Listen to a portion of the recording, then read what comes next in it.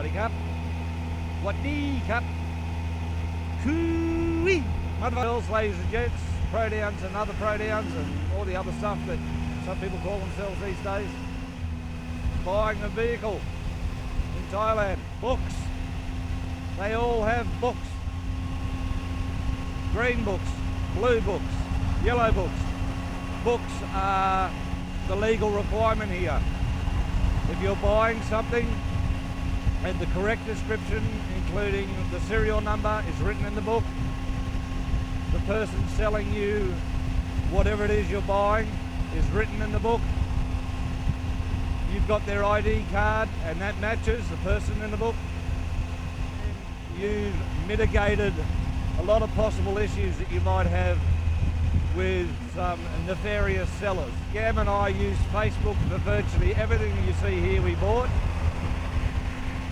except for the digger, excavator, Mako. Now, we used Facebook with caution. We did our due diligence. My BS radar, my bullshit radar, is finely tuned and turn it up to 11. Facebook Marketplace is very popular here. The excavator itself was through auction. There was plenty of excavators for sale, but they wanted ridiculous money for them. And I particularly wanted a 5-tonner Kubota and an import. For reasons I'll tell you if I do a specific video on the digger. Anything to do with motorbikes, cars, trucks, even back in Australia. Spent a lot of time in heavy vehicles, earth moving machinery, riding two wheels, driving cars, blah, blah, blah. So, leave a comment below. Enough of you say, hey Jace, tell me more specifics about buying a ute or buying a car and what you look for. Just a bit of a backstory. I'm a mechanic, an auctioneer, earth moving machinery, heavy vehicle recovery, and a photographer. Although halfway through my photography degree, right at the end of it, we touched a little bit on making videos, and that was enough for me. Just going past a temple here, a lot of people will give it a little beep, 3 beeps to be exact. I don't know why, but I do it. Every little bit helps, eh? When you're buying vehicles here, there's a book. And our due diligence on Facebook Marketplace or wherever we buy anything was that book to be the ultimate proof that when we buy the bike, we get the book. We go to DLT, which is the Department of Land Transport, I think, and we transfer the book into our name, and they either reissue a new book, I think you have to pay extra for that, or they put a notation in the book that you are now the next owner. That way you have full ownership of it. Up to you people if you want to, you see something cheap and you go, oh, I bought a motorbike and it had a document saying I could ride it. More power to your people. The thing is though that document is probably issued by a lender, by a finance company, saying the holder of this particular document has the right to use it, but they don't have full ownership. They can't sell it, and if they do sell it to you, which is why the price was low and you thought, oh yeah, I'll buy that, you're just buying the right to use, not to own. And I don't even know whether there is a particular issue there as to whether you can just buy and take over the payments of somebody's car or bike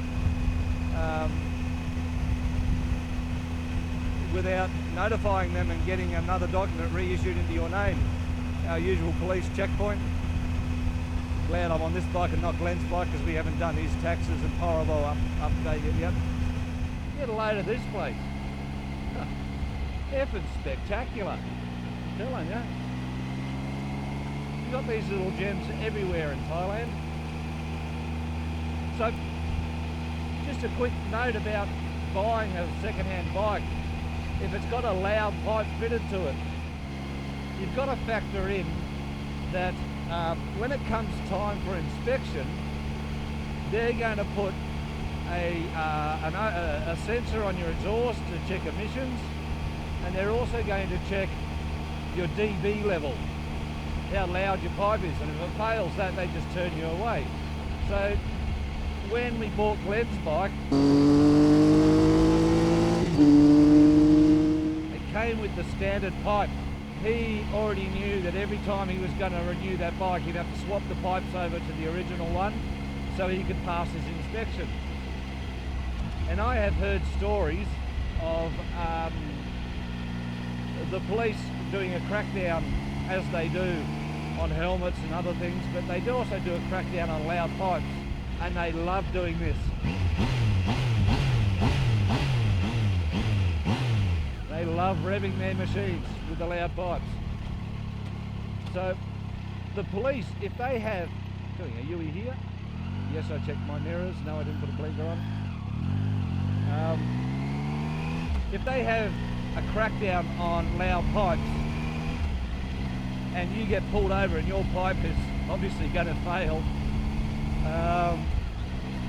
I've heard stories, they take the pipe straight off your bike then, and not with care and the right spanner. They'll just rip the pipe off however they can. They'll rip the pipe off, they'll smash it with a hammer right there and there in front of you, and in some situations they'll impound the bike. For you to get your bike back, you've got to go there and present them an OEM muffler, original equipment manufacturer's muffler that was for that bike. And in some extreme circumstances, you need some documentation from the OEM to say that that pipe is for that bike and it's the original pipe. Then they may release it to you. I don't know how often that's happened, but it is a consideration to take into account. Look at this. What a cool little sort of nook, little flashing light to say slow down. Wouldn't want to be a truck coming in this way. But effing spectacular. Oh, there we go. Hello, mate. Oh, bow to you too. So, buddy May. Oh, another bow. Oh, hello, beautiful. Hello. You and Mum, huh? Where's all your pups? Hey, where's all your pups? There's actually a temple just down the road here, and a lot of stray dogs and cats end up at these temples, and they feed them whatever they can and look after them, as is the nature of Thai people. Live and let live. We've actually got quite a few cats at home. Don't ask me, don't tell me. But we've got quite a few cats at home that we need to get rid of, and we'll probably take them to the temple.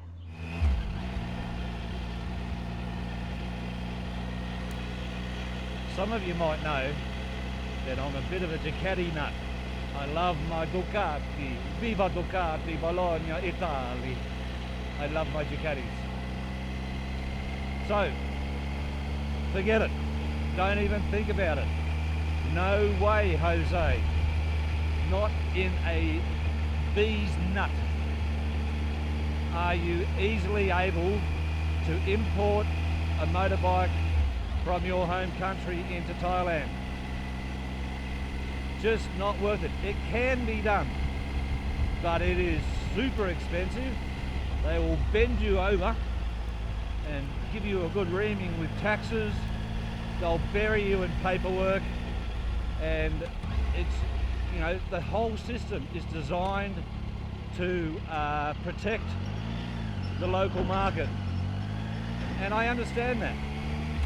The system is designed to make sure that you buy a locally assembled, not necessarily manufactured, but a locally assembled vehicle.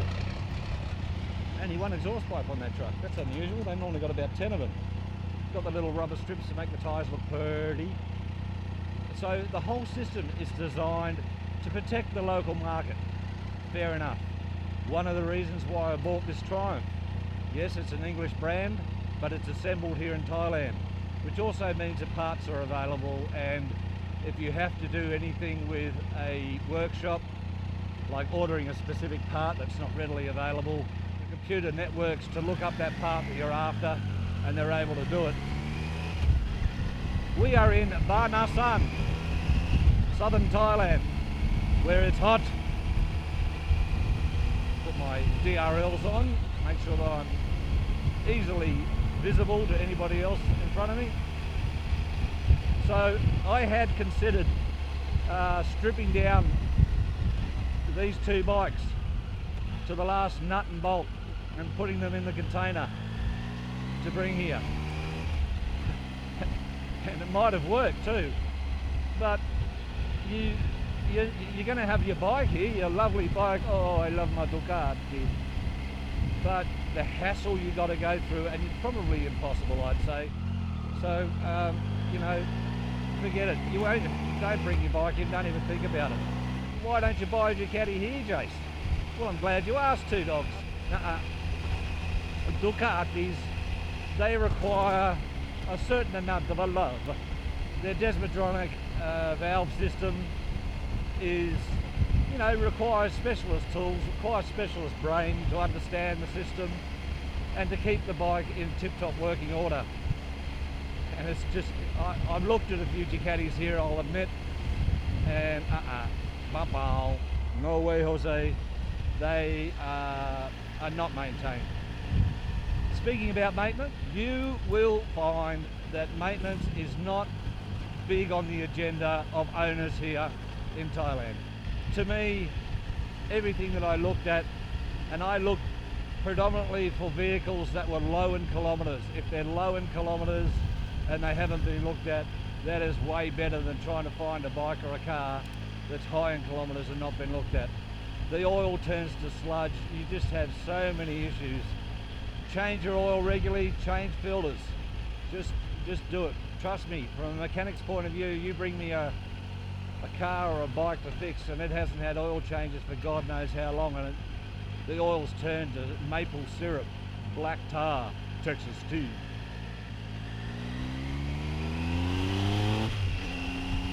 You will often see, as I said before, we use Facebook Marketplace. Just get on there for a laugh, search for anything, cars or motorbikes, go for a search there and look for cars for sale that have got photos, and especially photos of the dash, and you see the tacho is reading a little bit, which means the car is sitting there idling. The thing is though, have a look at the petrol gauge.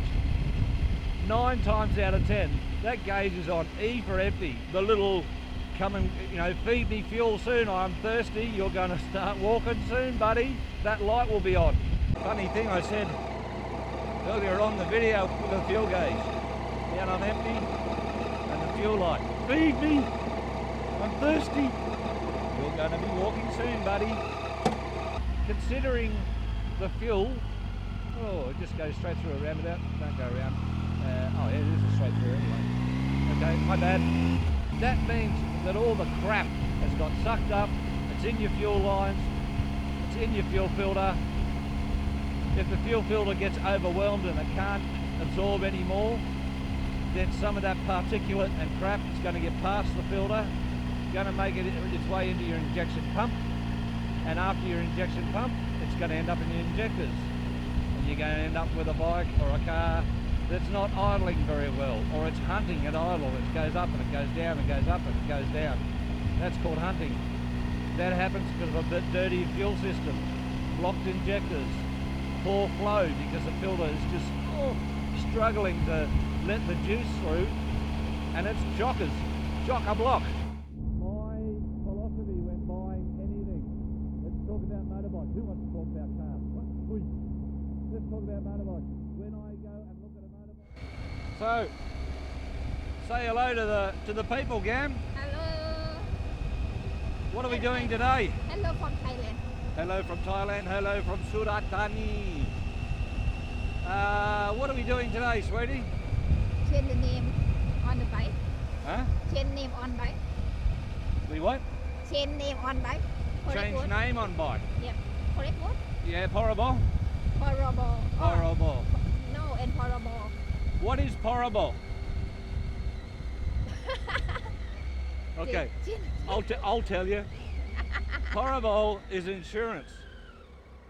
Not to be confused with bike insurance or car insurance. Horrible is only insurance for the injured people. Do you notice this? She's up here on the bike and I'm down here like servant.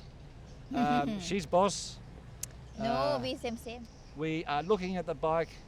We've done our inspection. We want to buy it. We agree on price. Now comes time for the nitty-gritty, the paperwork. So why I'm talking Italian, I don't know. I don't know too. I Italian, understand what you because I say. like Ducati. I mean, I this don't is know what you say too. this is Triumph. Speak No. Thaiไหม Oh, how do you speak English? Speak Thai. Speak Thai. My con Thai.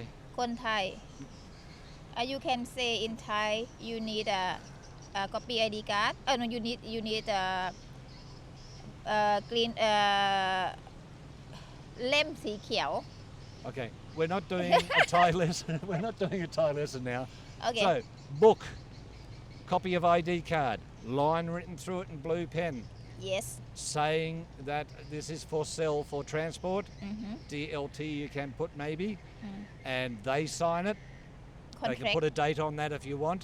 Then you need 2 official forms that you can get from the internet, and I'll try and find them and show you a blank here, or somewhere Here. here. And that is contract for sale from that person to you, and also transfer. Form transfer. A form for transfer. That's your 4 documents. When you get to the Department of Transport, they are going to firstly inspect your bike, so make sure you don't have a loud muffler on it and all the blinkers and all the lights work. But they're going to ask you for additional forms. One is your ID card. ใช่ค่ะ ID card and copy address. And copy of your address. Okay, so when I was throwing all those books down and showing you at the very beginning of this video, you see I threw a yellow one down. That's my address. That's a foreigner's permanent address here in Thailand, and it's also in a book. So that's a yellow book for me, green book for bikes, blue books are for cars, and I think our tractor is a blue book, and that's it. And ID cards. Now, if you haven't got any of your ID cards and things like that, you're not here long enough. I'm not going to go into those details. I think that's every individual case is different, but they do require proof of residency, whatever that may be. A bit of a disclaimer here. If you're a foreigner buying from a foreigner, get everything. Get a copy of the passport. Get all those other documents I said. They may not have an ID card, so the passport becomes their ID card. You're also probably going to need a copy of their visa and a copy of your visa when you're at the Department of Transport. It gets complicated. You may miss a step and have a problem where you've got to go back to the seller and you mightn't find them again. That would be a problem. Yes, make sure the name is the same all the way through. When you are there inspecting the bike, that's the name on the book, on the ID that you've got Contract. signed, on the contract, on And the transfer. ใช่ค่ะ Absolutely perfectly, the name. We got it. ใช่ค่ะ Okay, what are you doing? What's this for? Music. Music. Okay, kapom. บ๊ายบาย Can you hear me? It's raining. How unusual. Funny thing is, Dan said to me in Australia and Queensland, he said, oh, when you got caught in the rain, he said, oh, you're raining so cold. I thought it was an unusual statement. Okay, mate, whatever you say. But yeah, the rain's hot. And it comes and it goes, and it comes and it goes, and it's not even wet season yet. When you go fast, it really sticks in place. One of the times I wish I had a full face helmet on. Side note about half face helmets is if you hit a bee or something that's going to sting you, what often it'll get wrapped between your cheek pad and your face. There's nowhere to go other than to sting the shit out of you.